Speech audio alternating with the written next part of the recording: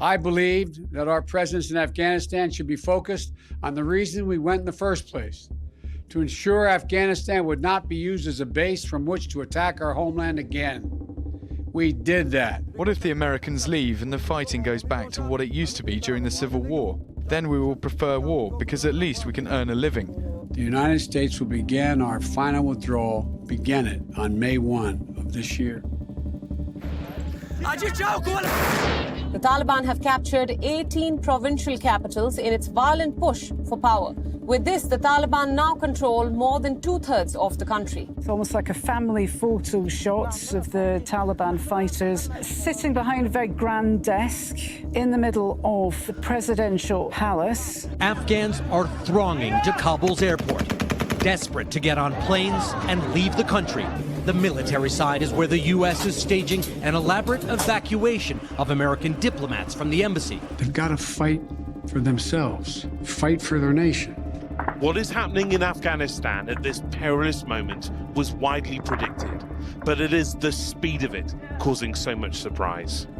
We're going to do everything that we can to provide safe evacuation for our Afghan allies, partners, and Afghans who might be targeted because of their association with the United States. Those who help us are not going to be left behind.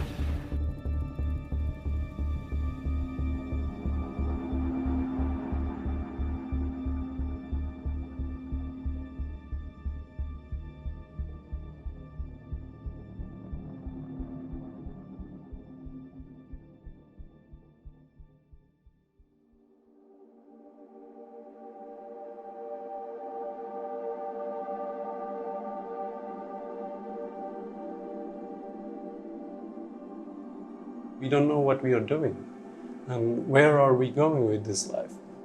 در پاکستان زندگی بسیار دشوار است. فعلا است که مثلا نامعلوم. خودتان میدانید که ما اگر به افغانستان برگردم طبعا با تهدید مرگ روبرو. There is no Afghanistan for us anymore. There is no Afghanistan for me and for my family again, especially for my kids. America means a new life.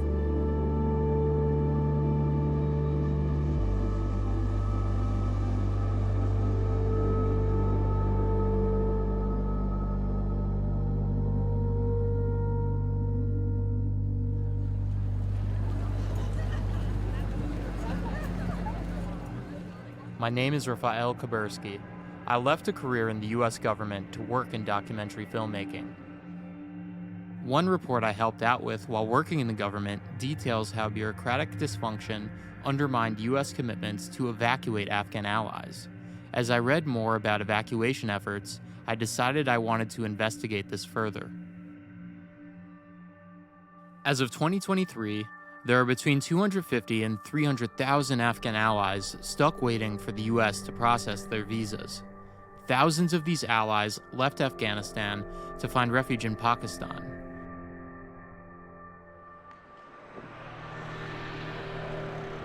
To better understand the impact of this crisis, we traveled to Islamabad, where we spoke with refugees who were affected by visa processing delays.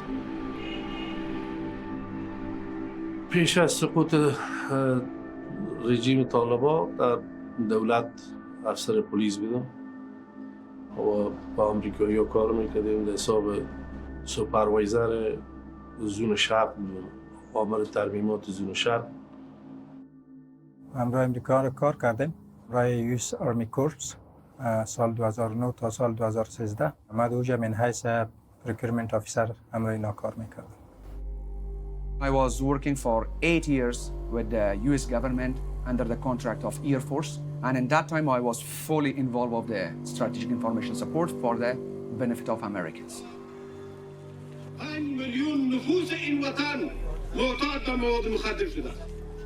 Since the handover, for 2 more months I was on duty, and the office being seized by the Taliban, so my hard disk being opened by Taliban. The time that I received alerts that they personally looking for you, there was no any other option that I leave Afghanistan. Tens of thousands of Afghan refugees are thought to have crossed the border into Pakistan in the 4 weeks since the fall of Kabul. Up there is a makeshift Taliban flag. Not, you notice, the Afghan national flag, even though this is the Afghanistan border.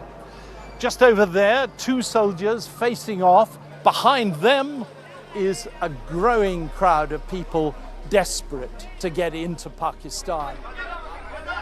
Once screened and cleared, we will welcome these Afghans who helped us in the war effort over the last 20 years to their new home in the United States of America, because that's who we are. Among the pathways Afghan allies have to come to the U.S. is the Special Immigrant Visa, also known as SIV. The program has been used to process applicants who are employed by or on behalf of the U.S. government for a year or longer.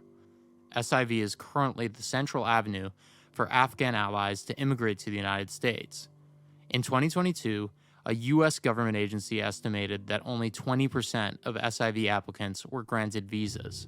I haven't seen professional moves by the Americans. 26 months I'm waiting here. The US government confirmed that me and my family, we are under the tracking of intelligence service of Taliban. Some people requested me that we will evacuate your family, but they needed information support. And I told them, till I do not send my family to a safe zone, I'm not an intelligence member anymore. The people like me, not only financially, but they are psychologically damaged. چند روز پیش من خبر شدم که ممکن از وزارت خارجه آمریکا بوده یکی از بخشای مربوطه‌شان با یکی از دوستای فیسبوک ما تماس گرفته شده که از یک کس در مورد ما پرسان میشه که صرف در فیسبوک ما فرند است. اونا نه در مورد وظیفه من میفهمیدن، نه در مورد بک‌گراند من میفهمیدن، نه صرف همسایه ما بود در یک جای. به خاطر از این اگر با سوپروایزر ما تماس میگرفتن یک چیز منطقی بود، ولی با یک دوست فیسبوک ممکن او یک کس باشه که در مورد من معلومات طبعا نداره. پس اینا چی را میخواین ثبوت کنن با این کار؟ از کابل حرکت کردیم، با فامیل بودیم. بسیار میترسیدیم که تایپ نکنن. آمدیم که فامیل با کسی غرض نداشت، که فامیل کار نداشتم. ای فامیلی سیاست که می بود با کار نداشتم. و یک سختی آمدیم داخل پاکستان و تا فعلا در پاکستان هستیم. مشکلات اقتصادی زیاد داریم. مکتب اولادای مکتب نیست، پانتون نیست. دیگه از پاکستان دولتش کدام چیز ندادیم، ما مردمش با ما روی خوب کرده است. کدام کار که ویزه داشته باشی، نه کار باشی، کدام ویزه 3 اولاد خودم خلاص شد و دیگه ما هم یک ماه مونده است خلاص شد. کیس ما صاحبی است، با ایمیل هم که میتونم اول میگیریم از کیسم میگن منتظر باشید پروسس است. من تا کسی که حقیقت کار کرده است مانده است. حقیقت همراهشان کار کرده است مثل ما مانده است. اینجا کار نیست، از گشنگی میمره. خب مجبور چه کنه دیگه؟ بمره. یک راه مردن است خلاص.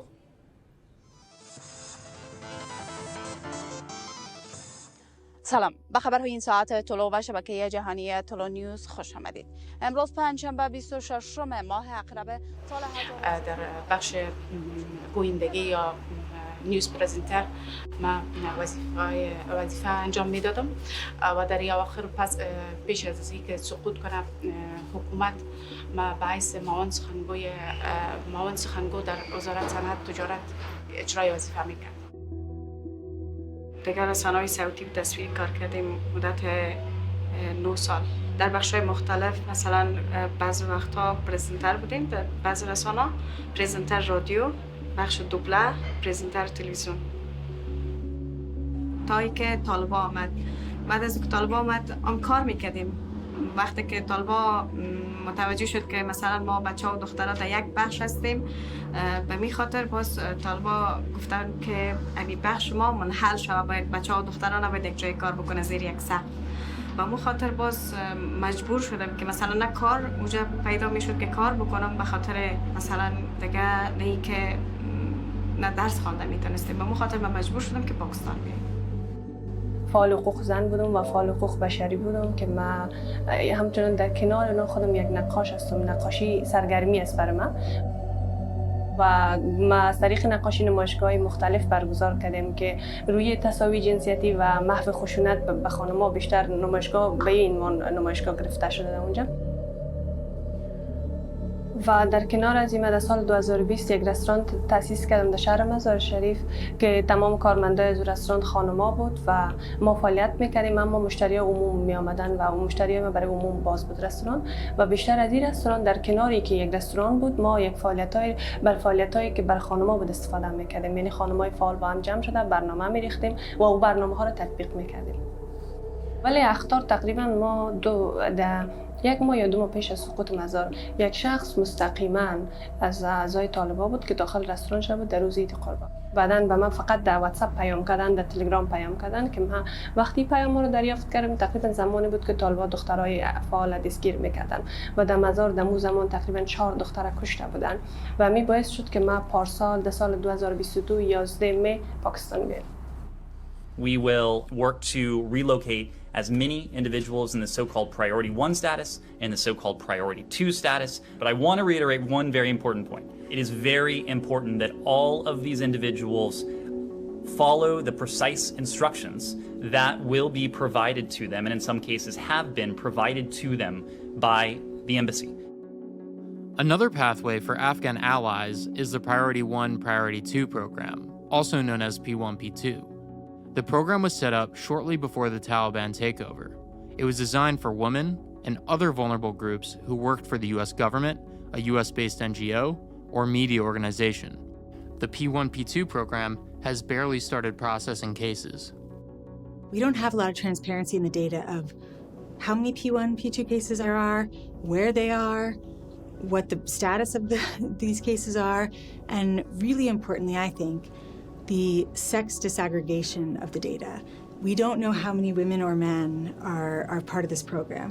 We need to understand, are Afghan women disproportionately being disadvantaged by some of these programs? Devin Cohn has focused on P1P2 cases since 2021. She works with Refugees International to assist vulnerable women in Afghanistan and Pakistan. The U.S. gave a reason for the war continuing as long as it did because they were improving the rights of women. And then when we left, there were very few pathways for women to get to the U.S., and there still are very few pathways. For us to really protect Afghan women and girls, give them pathways to safety, we need to know what we're looking at and what the problem is and how many cases there are. طيب 3 طفل هستم با شوهرم و 3 طفلم به پاکستان آمدم. تهدیدی که مرا متوجه ما بود، اونا را هم طفلای ما خرد هستن، متوجه اونا هم هست و ویزا دارم.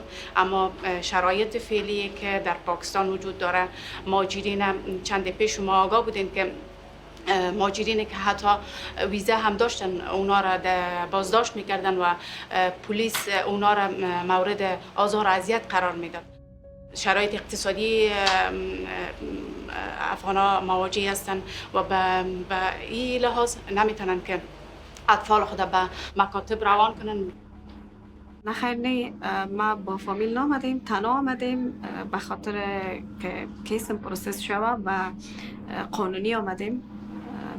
ویزا گرفتم با بسیار مشکلات، با دوستا مثلا زندگی بکنیم، تنهایی سخت از زیاد.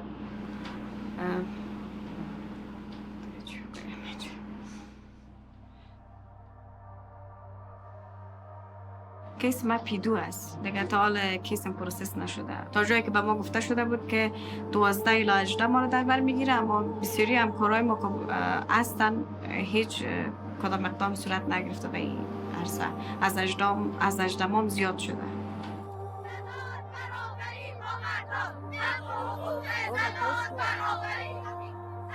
ما از جامعه جهانی این تقاضا را داریم که جامعه جهانی افغانستان را تنها نگذارن، زنان افغانستان را تنها نگذارن.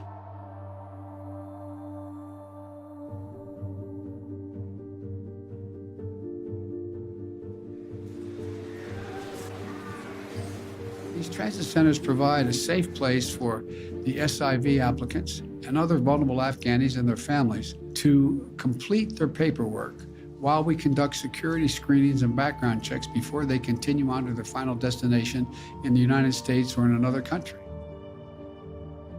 The immigration process for really anyone, it runs through multiple departments. State Department plays a role, Department of Homeland Security plays a role, but those departments don't communicate with each other. right? Everything is isolated to within that department. Everyone wants control of just their piece. And the people don't have a way to understand what's going on, what might be holding them up. We're asking them to provide documentation on backgrounds that in some cases was years prior. Now we're asking them to provide all that information over again, even though some department somewhere in the US government system already has that. Joseph Robert led evacuation efforts on the ground during the US withdrawal and helped Afghans find refuge abroad. He created the Black Feather Foundation to assist vulnerable Afghans with resettlement. Joseph's frustrations echoed the findings of multiple government reports. A State Department internal oversight report in 2020 revealed that the agency had not taken appropriate measures to speed up processing. It showed the department failed to adequately address understaffing. Furthermore, the FBI's Foreign Terrorist Tracking Service, which is responsible for P1, P2 vetting, is struggling with insufficient resources. This further compounds communication failures between U.S. agencies. Around the same time Joseph began his efforts, Sean Van Diver founded the Afghan EVAC Coalition to assist Afghan allies. Having previously worked on the Biden campaign, he used his close connections in the administration to make Afghan EVAC its #1 civil society partner. Sean, thank you for bringing us together today, but especially for your extraordinary leadership of the Afghan EVAC Coalition. Our Afghan partners are deeply, deeply fortunate to have you in their corner. The administration is doing extraordinary things to make this happen now. They keep spending cabinet-level official time on this. They keep welcoming me and my teams into the White House to talk about this. If you look at the numbers of SIVs since the Biden administration took hold, they've processed more than 100,000, and the trend is always like this. Even before the U.S. withdrawal, there was a backlog. According to the most recent State Department report, about 154,000 principal applicants were still in the process pipeline. That number doesn't even include family members. And get this, only about 23,000 principal visas have been issued since 2009. The U.S. government likes to pride themselves on evacuating, 120-some thousand over the course of the final 2 weeks of August, but they weren't the ones that were targeted. It was supposed to be your SIVs. It was supposed to be those in your P1, P2, but like 80 or 90% of SIV applicants got left behind. We've seen people that think somehow magically the withdrawal was going to be anything other than a chaotic mess.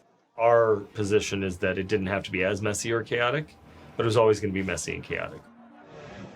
The intent was just to get out. There was no coordinated effort to do so in any type of controlled manner.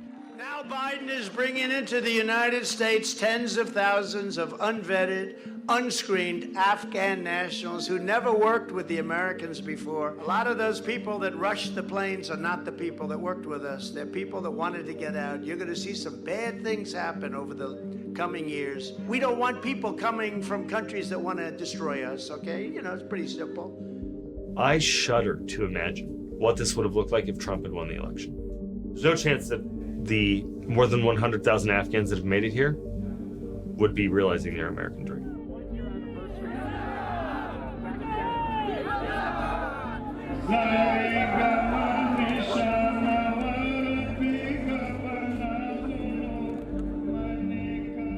The United States has very little leverage in Afghanistan anymore, but we do have the ability to help people outside of Afghanistan. To have 600,000 people since 2021 in Pakistan, undocumented, with no rights and running out of money, is not good for anyone in the region. We cannot impose our will on another foreign government, right? If they are nervous about something, we have to work through it, and that takes time. We are very frustrated that it takes so long, but also that's, you know, there's only so much that the U.S. government can control.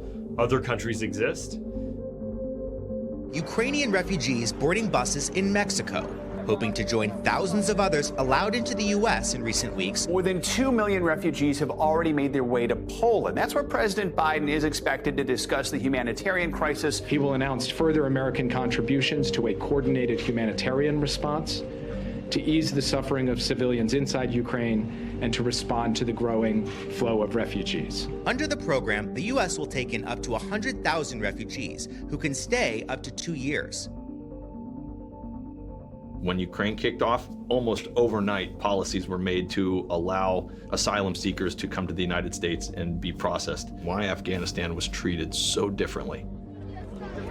Both the U.S. and other countries have made exceptions and treated Ukrainians with the respect and dignity that they deserve and according to international law.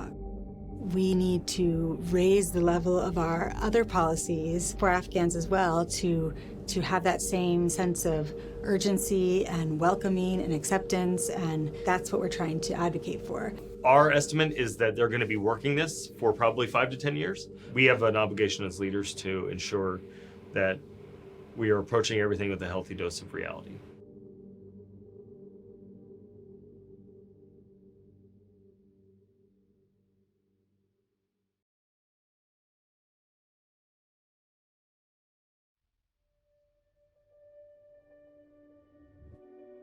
It's been 2 years since the last U.S. troops left Afghanistan and the Taliban took control. Now, more than 1.7 million Afghans have been told to leave Pakistan by November the 1st. Pakistan's Interior Minister Sarfraz Bugti said illegal Afghans would be expelled and their businesses seized if they stayed beyond the deadline. If they don't leave until November 1st, we will use all of that enforcement to deport them. The psychological toll that the uncertainty has taken on these refugees has been immeasurable. On August 30th, 2023, one Afghan girl died by suicide after jumping from the 5th story of her apartment building. We conducted the majority of our interviews in that same building, where hundreds of Afghan allies and their families were living.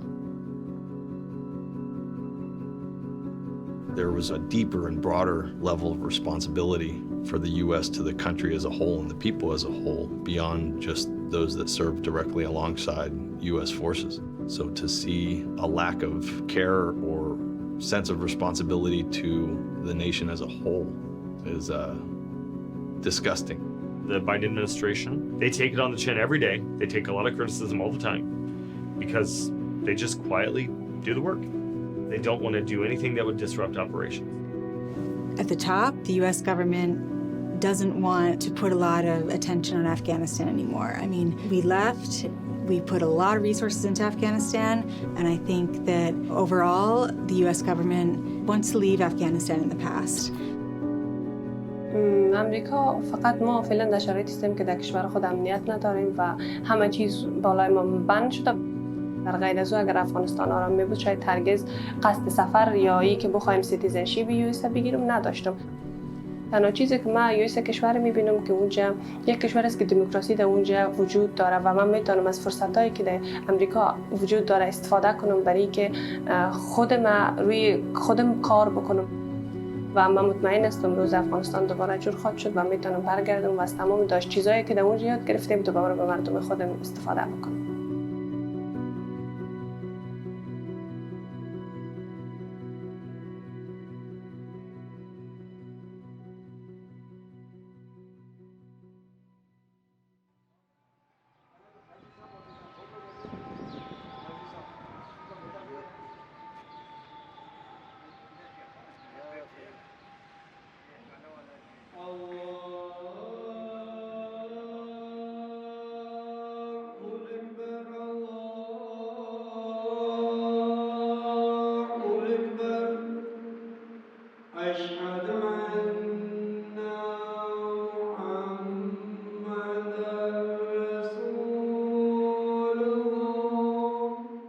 There are clear moral implications of the U.S. failure to evacuate its allies.